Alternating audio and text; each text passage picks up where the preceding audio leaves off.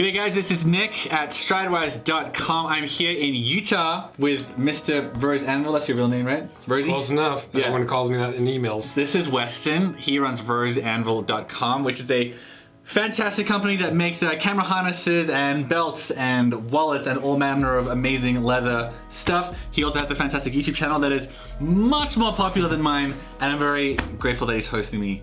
Glad to have you. In his own studio here. Very, very kind of you. I kind of just invaded here on the holiday season. We've got some videos we're doing together. Check mine out on his channel. I'm sure one of them's up by now.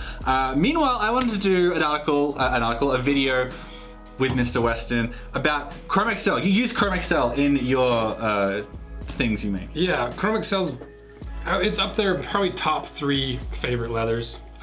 The characteristics of it make it really great for a lot of different products. We use it specifically in the camera harnesses because of its strength and its malleability. It's one of those leathers you don't have to break in super hard. It's pretty easy to break in. It's weather resistant. So there's a lot of characteristics about it that I like that make it a really good all-around leather. Yeah, yeah. And if you've seen any of my videos, there are so many of them where I find myself just talking about Chromexcel over and over again. You know, like on my Viberg one and my Olden one. These boots here, these are Parkhurst boots in Chromexcel. I cannot remember how many videos I've made about Chromexcel. Well, about boots that are made from Chromexcel. So I wanted to do one about Chromexcel itself. First of all, I wanted to talk a little bit about what Chromexcel is, how it's made, why it's so beloved by everybody, and then we're going to talk about how to care for your Chromexcel boots. I got to give these ones a little bit of a clean, and then we're going to condition them. But let's talk about Chromexcel. I would say probably aside from Horween's Cordovan, is probably their flagship leather. You know, Horween's mostly known for Chromexcel or Cordovan, and it's partially because it's been around since 1913. So it's a combination tanned leather, and if you're not familiar with what that is, it's basically a chrome tanned leather. Initially, they use the chromium salts to turn that flesh into leather that doesn't rot, and then it's re-tanned in their vegetable tanning compounds. And then later, at the finishing process, they hot stuff it, which basically means after it's all tanned, they just infuse tons and tons of grease, oil, and all sorts of delicious Chromexcel smelling stuff into the leather, which causes that pull-up effect you see that everyone loves Chromexcel for. Yeah, and he actually literally means delicious because food grade beef tallow is put into this. You could actually eat it. Cosmetic grade beeswax is in it.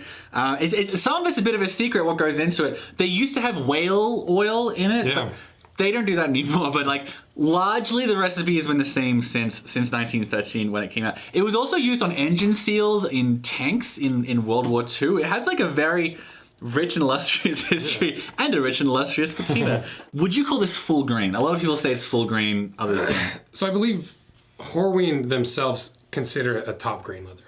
But that doesn't mean that it's a poor leather, because top grain basically means they just shaved off or sanded off that very top layer to give it a more even finish and texture, because a full grain leather can sometimes have too many flaws for whatever project or product you're wanting to make.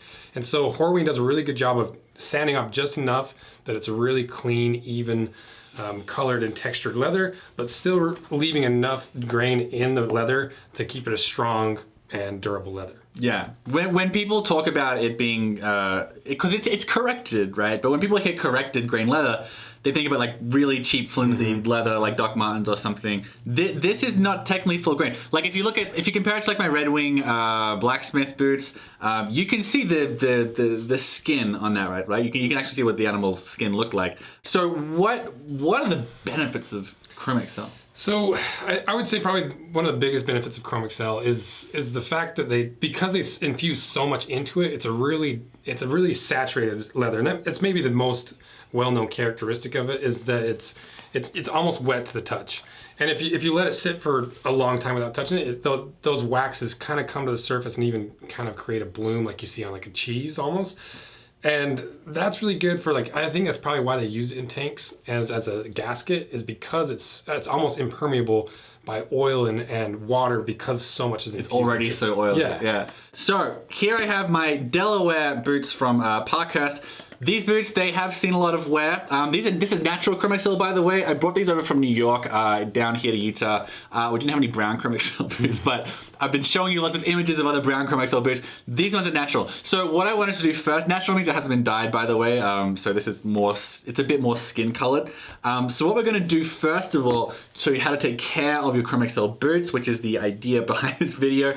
First, we've got to give it a clean, right? So this has plenty of there are some scuffs on Chromexcel, yes, and Chromexcel has a reputation for scratching easily, but it's actually very easy to get the scratches out because it's so fatty and oily. Yeah, you can kind of heat it up a bit with the brush. I think that's why it scratches so easy, because there's so many oils in this. It's not necessarily scratching, but it's just you're almost creating a mini pull-up effect every time you scratch it. Yeah, yeah. And if you don't know a lot about boots, and you know, this used to be me, I'd get a scratch on Chromexcel, and I'm like, oh, it's so bad. It's too bad that Chromexcel is so vulnerable and dainty a leather.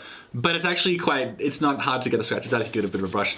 So the first thing you do if you're going to take care of your Chromexcel boots, you give it a brush to get rid of as much dirt as you can get rid of before you go through the other process, right? So this helps you get off some surface level dust, and then we're going to give it a bit of a clean with saddle soap. So saddle soap is sort of considered the go-to cleaner for leather. Some people get a bit nervous about using saddle soap on leather, especially leather you really, really like, because it can sometimes have a tendency to pull out oils and waxes, right? What do you think? Yeah, I think maybe I'm in the minority of people who get a little gun shy about using saddle soap because the natural properties of saddle soap, it pulls out oils and dirt and everything. So if you're gonna use saddle soap, in my opinion, you gotta use it as sparingly as you can to get the dirt out. Because some people you'll see where they just saturate their entire boot, soaked all the way to the flesh side, and it pulls as much of the oil out as it can, versus just putting a light coat of saddle soap on the top just to remove some of that surface level dirt and the surface level staining is really what you're trying to get anyway. Would you suggest just putting saddle soap on the bits that are particularly dirty, or do you think it's fine to put a bit in a horsehair brush and kind of get it all over the place? Just, especially with Chromexcel, because saddle soap's going to pull some of that oil out, and this is such an oily leather, you want to do it pretty evenly throughout the entire boot, because if you're going to lighten the boot, you don't want certain spots to be lightened. You want the entire boot to be brought up to a brighter shade, and then you can always come back in later with some other conditioners and oils to darken it back to what you want. All right. Yeah. My boots are going to be okay, right? We'll find out. Okay, all right. Let's get some saddle soap. We have some Fiebing saddle soap here. Fiebing. We considered using Kiwi saddle soap, but Fiebing's is the go-to saddle soap brand, and we know that everyone would have made fun of us if we didn't use the saddle soap brand, so Fiebing's it is. What else have we got here? We do have Kiwi brushes from Walmart. We do have Kiwi. we do. Now, to apply the saddle soap, ordinarily one would use a nice horsehair brush like this, but we can't. But I dirtied it up with black shoe polish. It's covered in black shoe polish, so we're not using that. So I know people might make fun of us for not using that one. This is okay. You can also use a paper towel, but we're gonna go with a compromise between the perfect horsehair brush and the paper towel. So let's take it away. How do we use saddle soap? So the way I use saddle soap, there's anyone out there everyone has their own technique. I like to use it pretty sparingly, but basically all I do is I get my brush a little wet, nothing too crazy, and what you're wanting to do is foam up the saddle soap. My saddle soap's old, so it's gonna take a little bit more playing to get it to foam up. That's you want to get like a nice froth going, because you don't want to apply it straight, and you also see how chunky that looks. You want it to be almost like your old-timey barber getting that shaving cream frothed up. Right. So got that on your brush, and now you just start applying it. And I like to do it pretty sparingly, so all I do is I take my brush and I'm going to work it in, and I don't want to sit here and let this saturate all the way to the core of the leather. We're just trying to get out that surface stains and dirt. So I'm just gonna work it in, make sure I hit that spot where that dark spot was. And then I don't know, 5 or 10 seconds worth. And I'm gonna just take my paper towel and wipe off the extra here, kind of check and see where we're at. We might be able to just take this and kind of work that around, just kind of work it in with my finger to see if that's coming out. or if These are my boots, but I do not know where the stain came from. I live a very rough and tumble, adventurous life. There we go. As a hard streets in New York. As a blogger on the Upper West Side of New York City. So I'm just kind of taking my thumbnail and just trying to pull that away without actually scratching the grain up, and that seems to be working. And you could work it in with this brush. The more saddle soap you use, the more it's going to pull out. And if we're just doing a surface wash, trying to just get some of the surface stuff out, we don't need to really saturate it. Okay, so now we're getting kind of to a point where we've got that stain mostly removed. And I'm not too concerned about getting all of the rest of this super cleaned up. We'll do one more wash to try to even out any color differences between where we've kind of been scrubbing on to the rest of the boot. So what's interesting is at some point you scuffed it here and removed the top layer of whatever finish they put on, so it absorbs water and oil and everything a little bit more. So that should lighten up once, that like dark spot right there, that should lighten up once it's dried and reconditioned. Yeah. At least in my opinion, I don't like to let it dry and try to do the entire boot and let it soak in. I like to do panel by panel to make sure that you're hitting the spots that you want without oversaturating it, without over drying the leather. So we'll do a quick wash of this panel one more time, get any extra stuff off of there. I also like to do a kind of a wet wash with either like a sponge or another wet paper towel to try to remove any remaining saddle soap that's left on the surface of the leather, because it does kind of leave a little bit of a film.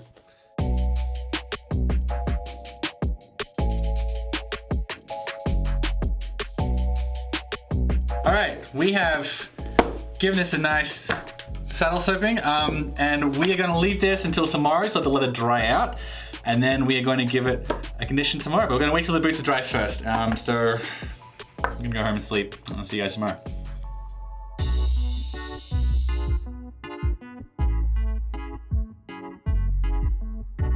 All right, it is now officially tomorrow. How's tomorrow going for you? So far, so good. Yeah, cool, Yep. Great. All right, thanks for having me back. Here is the boot. It is nice and clean, and over time, like I'm a little bit, so here are the scuffs, right? Now, this is much, much more uniform in appearance than it was before, so I'm really, really glad that we did it. Where's the other boot? You can see the other boot had like black spots kind of like all over it. There were more spots on this. So this is looking really nice and uniform now. What do you think about the scuffs on this? Like especially on the toe and here. Is this ever gonna look like a new boot again, Weston? I think it is fixable because it's not a deep stain, it's deep into the leather. I think it's just that top layer of leather got worn away, and once we put some conditioner on there, and the lighter conditioner, I think it's gonna be just fine and kind of bring some of that even texture back and some of that even coloring. Beauty. So the conditioner that we have selected for today, one of the go-tos for Chromexcel is Venetian Shoe Cream. Very, very, very popular. It's created by Zoe's Manufacturing Co. I think they're in Chicago. I could be wrong. I've spoken to Phil Colias, who runs the company. This is a blend. The thing with shoe conditioners is they never tell you what's actually in them. You won't find any ingredients list on this. They like to keep things a secret. Like everybody in the industry does this, except for like Cobbler's Choice and like one or two others.